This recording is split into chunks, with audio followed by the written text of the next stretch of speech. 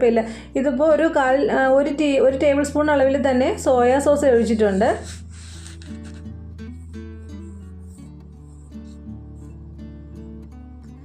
ഒരു table spoon അളവിൽ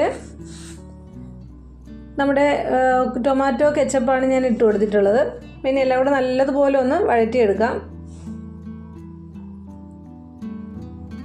അപ്പോൾ നമ്മൾ എല്ലാം കൂടെ നല്ലതുപോലെ വഴറ്റിയെടുത്തിട്ടുണ്ട്. ഇനി ഇതിൻ്റെ അകത്തേക്ക് നമുക്കൊരു 1/4 കപ്പ് അളവിൽ വെള്ളം ഒഴിച്ചു കൊടുക്കാം. വെള്ളം ഒഴിച്ചിട്ട് ഇതിനെ ഒന്നും കൂടെ അതൊന്ന് വെന്ത് കിട്ടണം. അപ്പോൾ നമ്മൾ മൂടി വെച്ച് വേവിക്കേണ്ട ആവശ്യമൊന്നുമില്ല. ജസ്റ്റ് ഇങ്ങനെ കുറച്ച് നേരം ഒന്ന് ഇട്ടേക്കുമ്പോൾ തന്നെ നല്ലതുപോലെ അങ്ങോട്ട് വെന്ത് കിട്ടിക്കോളും.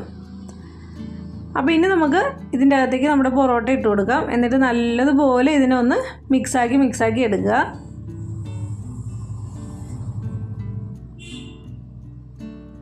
അപ്പോൾ നമ്മൾ ഈ സമയത്ത് വേണമെങ്കിൽ നമുക്ക് നോക്കിയിട്ട് സോസ് ഇനി കുറവാണെങ്കിൽ സോസ് ആഡ് ചെയ്യാം. പിന്നെ നിങ്ങൾക്ക് കുറച്ചുകൂടെ കളർ വേണമെന്നുണ്ടെങ്കിൽ